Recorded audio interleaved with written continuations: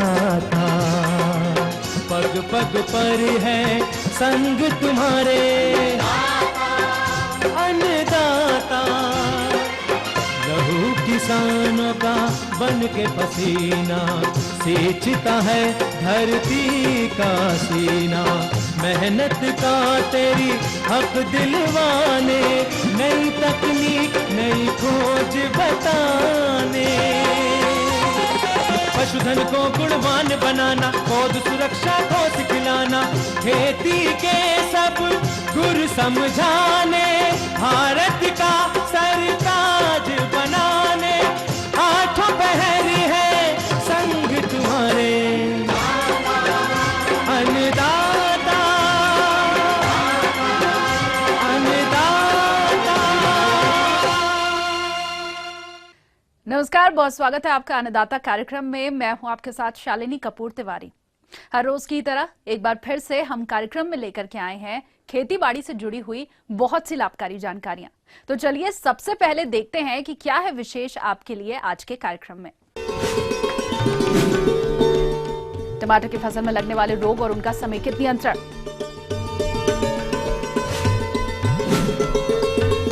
Button mushroom उत्पादन कक्ष में किए जाने वाले प्रबंधनों पर प्रगतिशील किसान का सुझाव, अमरूद के बाग में लगने वाले हानिकारक कीटों का कैसे करें नियंत्रण।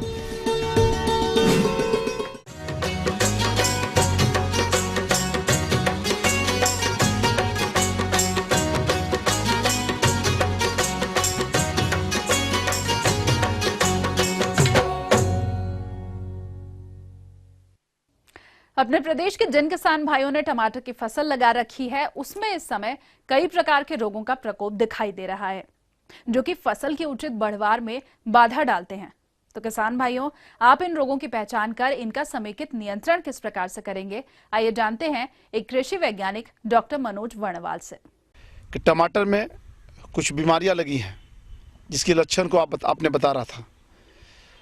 उस बीमारियों को रोकने के लिए, रोकथाम के लिए जो करते हैं उसके बारे में आपको बताना चाहेंगे। किसान भाई, टमाटर में खास करके अगेती अंगमारी रोग, जैसा कि अभी वर्तमान में दिसंबर का महीना है, ठंड धीरे धीरे कुछ बढ़ रहा है और इस कंडीशन में देखा जाता है कि अगेती अंगमारी रोग, खास करके जैसा कि अभी आप किसान भाई आप लक्षण को बता रहे थे, अगेती अंगमारी रोग का प्रकोप बहुत ज़्यादा देखने को मिल रहा है। टमाटर की फसल में अगेती झुलसा रोग फसल को काफी क्षति पहुंचाता है और खासकर ठंड के मौसम में जब वातावरण में नमी की अधिकता होती है, तब ये रोग फसल में तेजी से फैलता है। इस रोग के लक्षण जनरली देखा जाता है पत्ती में सबसे पहले आता है। खास करके पत्ती का जो सबसे निचला पत्ता होता है, उसमें सबसे पहले इस रोग का लक्षण आता है। इसमें धब्बा शुरू में भूरा रंग का होता है जो नीचे वाली पत्ती पर बनता है।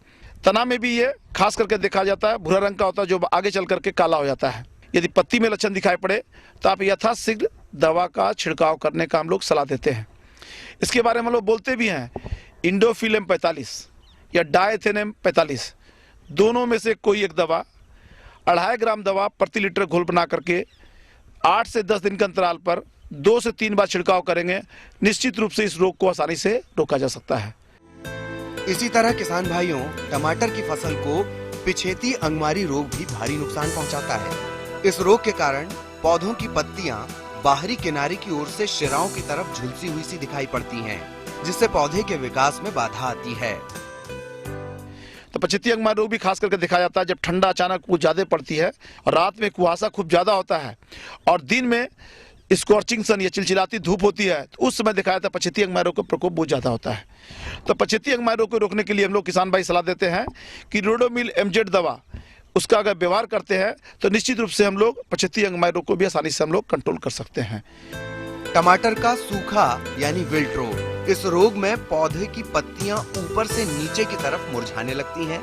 इस रोग के कारण अचानक पौधे सूख जाते हैं। ये रोग उन जगहों पर अधिक होता है जहां पर टमाटर की खेती लगातार की जाती है।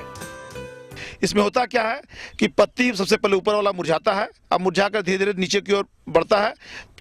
आप 2 से 10 दिन के अंतराल पर सारा का सारा पौधा मुरझा जाता है। कभी कभी तो ऐसा भी देखने को मिलता है कि छोटे छोटे उसमें पौधा में छोटे छोटे बहुत सारे फल लग जाते हैं। फल लगने के बाद मुरझाने वाली बीमारी का लक्षण दिखाई पड़ते हैं। तो इस तरह से अगर रोग का लक्षण दिखाई पड़े मुरझाने वाली बीमारी का, तो निश्चित रूप से आप समझिए मुरझाने वाली बीमारी या उकटा रोग का प्रकोप आपके खेत में हो गया है। उसके लिए हम लोग सलाह देते हैं किसान भाई कि जिस खेत में आपने टमाटर लगाया है उस खेत में अगले वर्ष आप टमाटर, बैगन, आलू, अब मिर्चा न लगा करके उसमें फूल गोभी, पत्ता गोभी, सरसों इत्यादि का बुआई करें। किसान भाइयों, टमाटर की फसल में इन रोगों की रोकथाम के लिए आपको समेकित रोग नियंत्रण उपायों को अपनाना आवश्यक है, तभी आप अपनी फसल को इन रोगों से बचा सकते हैं। जिसमें ये मुरझाने वाली बीमारी आती है टमाटर में खास करके, तो उस टमाटर वाले खेत में आप 2 साल तक टमाटर, बैगन, आलू, मिर्चा इत्यादि जो भी है सोलेसी परिवार का ही सब सदस्य है, इसके न लगा करके आप उसमें फूल गोभी लगा दीजिए, पत्ता गोभी लगा दीजिए। तो दूसरे परिवार का सदस्य लगाने पर निश्चित रूप से इस बीमारी को आसानी से हम लोग कंट्रोल कर सकते हैं। यदि आप खेत में गर्मा की जुताई करते हैं, माने जब फरवरी मार्च महीना आता है जो खेत आपका खाली पड़ा रहता है, गर्मा जुताई करने पर भी इस बीमारी को कुछ हद तक कंट्रोल किया जा सकता है। तीसरा, कुछ रोग रोधी किस्म है किसान भाई, जिसको रोग रोधी किस्म यदि आप लगाएंगे तो निश्चित रूप से आपके खेत पे यह बीमारी दिखाई नहीं पड़ेगी। उसके लिए हम लोग सलाह देते हैं कि स्वर्ण लालिमा एक किस्म होती है, ये रोग रोधी किस्म है। इसके अलावा जब आप टमाटर की रुपाई करते हैं उस समय ट्राइकोडर्मा का दवा बना करके आपको व्यवहार करना चाहिए। ट्राइकोडर्मा को गोबर में लगभग 15 से 20 दिन सड़ाइए। पहले सड़ाने के बाद रुपाई के समय में ट्राइकोडर्मा बेस्ड गोबर का खाद उसमें थोड़ा थोड़ा कह सकते हैं कि 20 से 50 ग्राम प्रति पौधा की दर से गोबर का जो दवा बनता है ट्राइकोडर्मा बेस्ड, उसको हम लोग जनरली व्यवहार करते हैं रुपाई के समय में। इसके अलावा किसान भाई हम लोग ये भी सलाह देते हैं, नीम का खल्ली या करंज का खल्ली रुपाई करने के लगभग 3-4 दिन बाद में तो जहाँ पर आप रुपाई करते हैं उसमें 2 से 3 क्विंटल प्रति हेक्टेयर की दर से आप उसको खेत में यदि व्यवहार करते हैं तो उसमें भी देखा जाता है मुरझाने वाली बीमारी को आसानी से हम लोग कंट्रोल कर लेते हैं। इस प्रकार किसान भाइयों, इन प्रबंधनों को अपनाकर आप अपनी टमाटर की फसल से अच्छा उत्पादन ले सकते हैं। तो ये थी कुछ उपयोगी जानकारियां। अब लेंगे एक छोटा सा ब्रेक, जल्द हाजिर होंगे।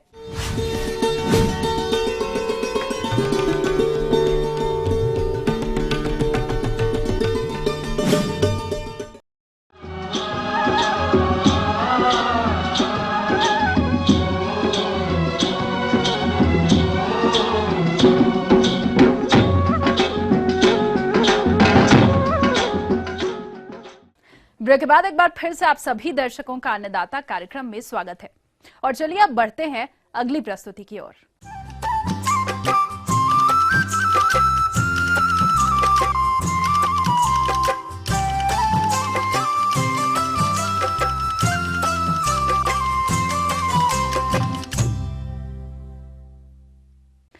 बटन मशरूम का सफल उत्पादन पूर्ण रूप से वैज्ञानिक तकनीकों पर टिका हुआ है और हमारे जो भी किसान इन तकनीकों को ध्यान में रखते हुए मशरूम उत्पादन कर रहे हैं वो सफल भी हो रहे हैं।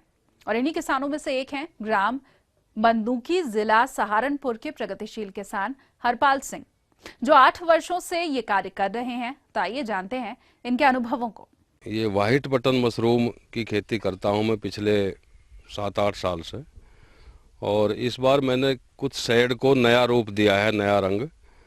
उसमें से जो छप्पर वाली, अब से पहले ये छप्पर के शेड बनाया करते थे हम, इस बार छप्पर की बजाय ये पॉलीथीन सीट इसमें लगाई हैं 2, और इनके बीच में पॉलीयूरीथीन की एक सीट दी है।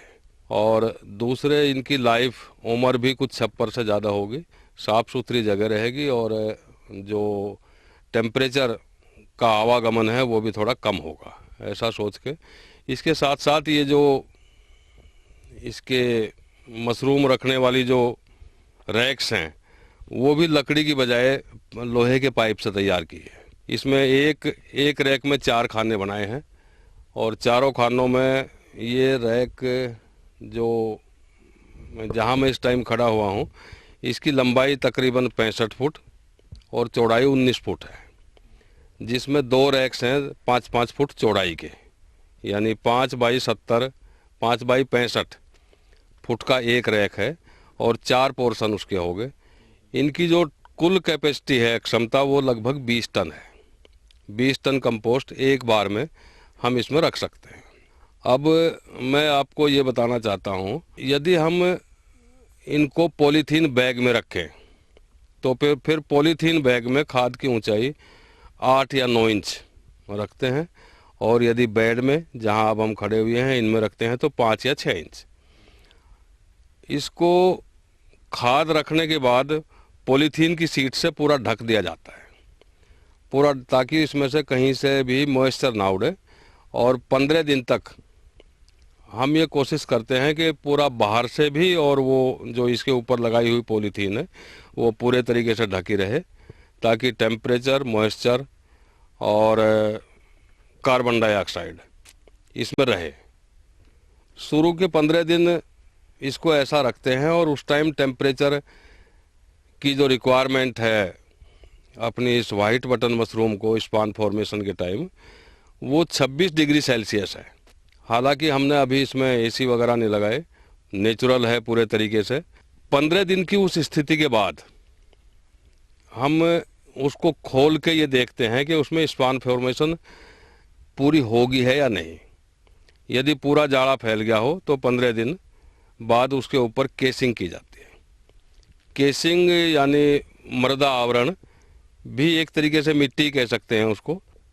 तकरीबन 4 क्विंटल केसिंग यदि हमारी तैयार हम कर रहे हैं तो उसमें 10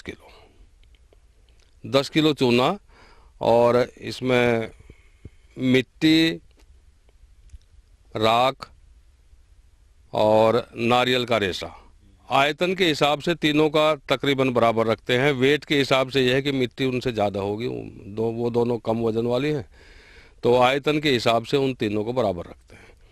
यदि कंपोस्ट खाद यानी या फिर गोबर की खाद बहुत अच्छी तैयार हो 2 साल पहले की, तो फिर उसको भी इसमें थोड़ी मात्रा में मिला सकते हैं। केसिंग लगाते टाइम इस बात का ध्यान रखते हैं कि उसकी ऊंचाई 1 इंच से कम ना हो, और ज़्यादा से ज़्यादा भी कहीं हो तो वो 1.5 इंच तक हो जाए। 1-1.25 इंच उसके लिए उपयुक्त है, और उसमें तुरंत उसकी सिंचाई की जाती है। सिंचाई में इस बात का ध्यान रखते हैं कि हम जो उसमें पानी डालते हैं वो केसिंग पूरे तरीके से तर हो जाए, और पानी की मात्रा, पानी जो है बिल्कुल भी नीचे कंपोस्ट में ना जाए। केसिंग को लगातार हर रोज गीला रखा जाता है। उतना ही पानी रोज डालते हैं जितना पानी उसमें से सूख गया हो, उड़ गया हो। उस स्थिति में टेम्परेचर को केसिंग करते ही थोड़ा डाउन टेम्परेचर चाहिए। और जो उपयुक्त वाली बात है, जैसे पहले मैंने बताया था 26 ±2 स्पान फॉर्मेशन के लिए, स्पान रनिंग के लिए, तो उसको खोलने के बाद में 22 ±2 की ज़रूरत होती है। तो उसी तरीके से हमने यदि 10 अक्टूबर को लगा तो 25 अक्टूबर के आसपास होगी, और वो टेम्परेचर नियर अबाउट इतना हो जाता है। ये टेम्परेचर की ये स्थिति चाहिए 1 हफ्ता। उसके बाद जैसे ही इसमें से मशरूम आनी शुरू हो जाए, यानी पिन हेड निकलने शुरू हों, तो फिर टेम्परेचर 16 ±2 चाहिए। बस फिर पूरी जब तक उसकी पैदावार रहेगी ये टेम्परेचर उपयुक्त है, 16 ±2। तो तकरीबन 15-16, या यदि ठंड थोड़ी ज़्यादा हो जाए तो 20 दिन बाद मशरूम की पैदावार मिलनी हमें शुरू हो जाती है। वो पैदावार तकरीबन 8-10%, कंपोस्ट की 8-10% हो जाती है जितना हमने कंपोस्ट रखा। इसके बाद उसकी जो पैदावार की क्षमता है वो थोड़ी कम होती जाती है, लेकिन जब तक टेम्परेचर ज़्यादा ना हो गर्मियों में, मार्च अप्रैल में जाके, तब तक पैदावार कुछ न कुछ हमारे इस एक बार लगाने से ही मिलती रहती। केसिंग तो पूरी उस पर एक ही बार की जाती है, लेकिन जहाँ से उखाड़ते हैं वहाँ जड़ वाली जगह में जो गड्ढा बनता है उसको फिर केसिंग से भरते हैं। जो तोड़ने लायक स्थिति के बारे में यदि मैं जानकारी आपको देना चाहूँ तो वैसे तो यह है कि मशरूम खुलनी नहीं चाहिए उसकी छतरी जो है ऊपर से यदि खुल गई तो फिर मार्केट में वो बिकती नहीं। लेकिन जो सबसे अच्छे पैसे मिलते हैं वो लगभग 1 इंच व्यास यानी 25 mm के करीब जब उसका व्यास हो जाए, गोलाई, तो उसको वो तोड़ने के लिए सबसे उपयुक्त है। बाजार में उसी के पैसे सबसे ज़्यादा मिलते हैं। तोड़ने के लिए उसको कोई किसी चाकू से, दांती से या और किसी औजार से काटने की ज़रूरत नहीं है। बस खींचने की बजाय उसको थोड़ा सा घुमाना पड़ता है। घुमाते ही वो अपने आप मिट्टी से, इससे केसिंग से अलग हो जाती है और उसको अलग से हम फिर बर्तनों में रखते जाते हैं। फिर वो जो जड़ का जो हिस्सा केसिंग के अंदर था उसका रंग काला होता है, ब्लैक कलर, उसको चाकू से हटा देते हैं। ऊपर का थोड़ा, ऊपर की बजाय मैं कहूँ नीचे वाला हिस्सा जो केसिंग में रहा है उसको जो उसका रंग काला होता है, पहचान होती है बिल्कुल, उसको पूरे को हटा देते हैं। और उसको हटा के जो हमारे पास मशरूम बचती है वो बाज़ार में भेजने वाली मशरूम है, जिसको कई बार बाज़ार की मांग के अनुसार सूखा या फिर धो के वो बाज़ार में भेजते हैं। जहाँ कहीं सूखे की मांग हो उसके लिए वो एक तरीके से तैयार होगा, और धोए हुए की जहाँ मांग होगी धुली मशरूम की, तो उसमें KMS नाम का केमिकल है, जिसकी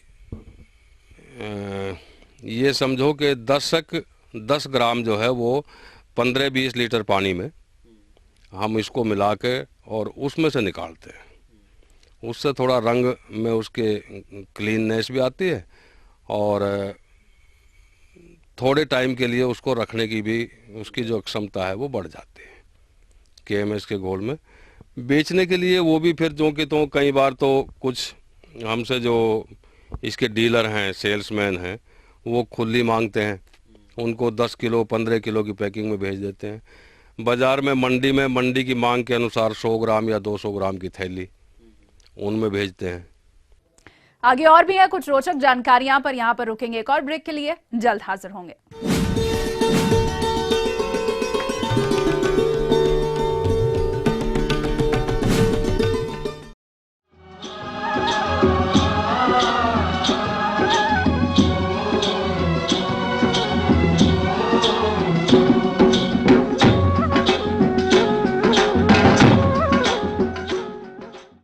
ब्रेक के बाद आप सभी दर्शकों का एक बार फिर से स्वागत है, और चलिए अब रुख करते हैं अगली कड़ी की ओर।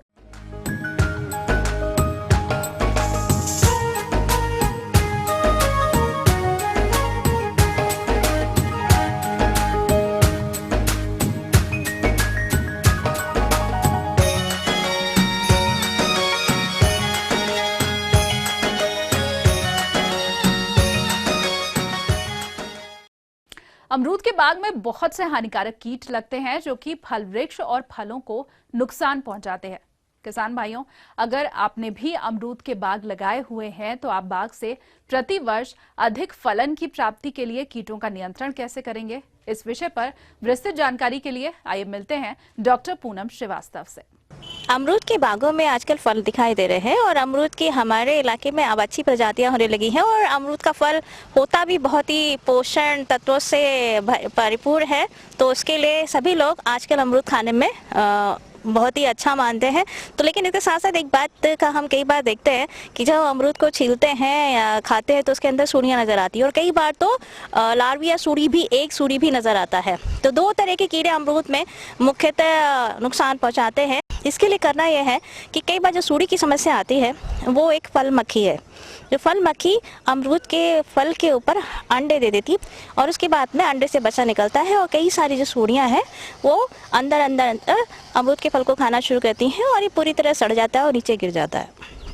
हालांकि इन दिनों उसकी समस्या कम आ रही है। और एक दूसरी जो सूढ़ी है वो है कि 1 या 2 सूढ़ी होती हैं, वो छेद करके, उसमें छेद दिखाई देता है, छेद करके अंदर चली जाती हैं और वहाँ से काला सा और उसका जो स्कीटा है यानी कि जो मल जिसे कहेंगे वो निकलना शुरू हो जाता है। तो उस तरह की समस्या भी वो कच्चे फलों में जो पक्के मतलब जिनकी सतह कठोर होती है उसमें नज़र आता है। तो ये दोनों ही जो सूढ़ियाँ हैं वो काफ़ी हद तक बिक्री को प्रभावित करती हैं और फलों को प्रभावित करती हैं। तो सबसे पहले काम हम इन महीनों में क्या कर सकते हैं, उसके लिए आपको करना है कि अपने बाग की समुचित सफाई पर आप ध्यान दें।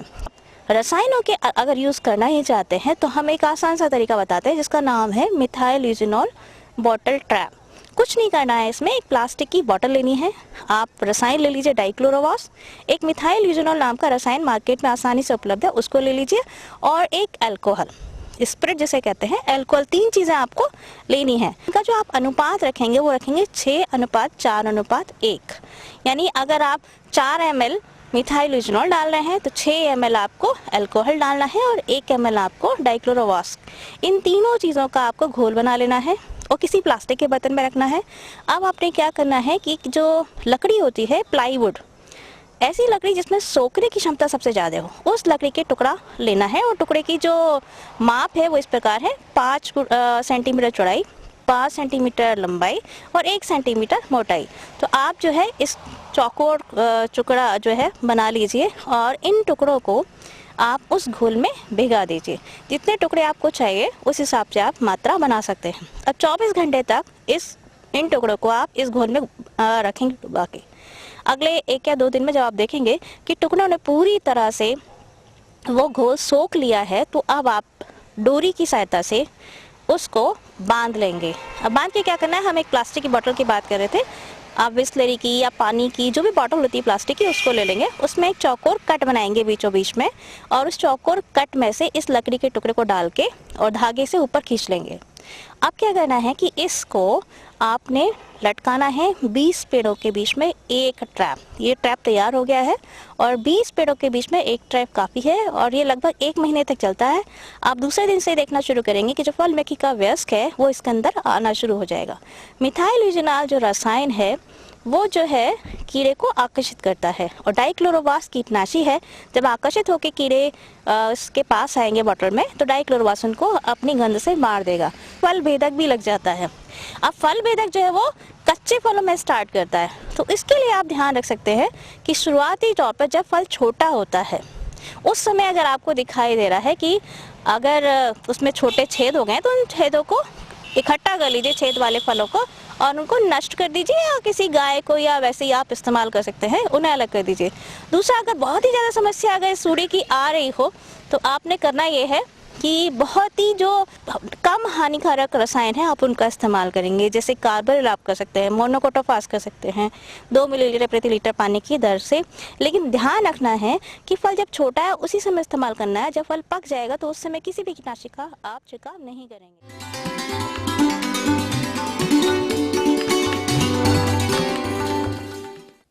अन्नदाता हेल्पलाइन निशुल्क फोन संपर्क सेवा के माध्यम से आपके द्वारा पूछी गई समस्याओं में से एक या फिर 2 महत्वपूर्ण समस्याओं को हम अपने कार्यक्रम में शामिल करते हैं और इसी के तहत आज की चयनित समस्या और उसका जवाब इस प्रकार है।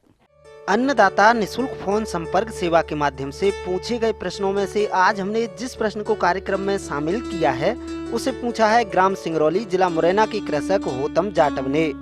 यह मसूर की फसल में किए जाने वाले प्रबंधन कार्यों पर जानकारी चाहते हैं। तो होतम जाटव जी, आपकी जानकारी हेतु प्रस्तुत है कार्यक्रम का यह अंश।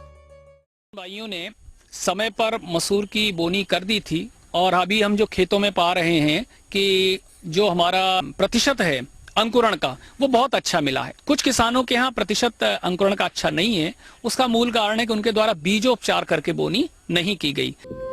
हमारे जिन किसान भाइयों ने समय से मसूर की बुवाई की होगी उनकी फसल इस समय 20 से 25 दिन की अवस्था लिए खेतों में खड़ी होगी और इस समय फसल में विभिन्न प्रकार के खरपतवार आसानी से देखे जा सकते हैं।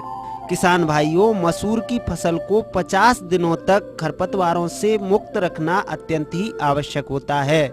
इसलिए इन खरपतवारों के नियंत्रण के लिए आप हैंड हो या डोरा चला सकते हैं।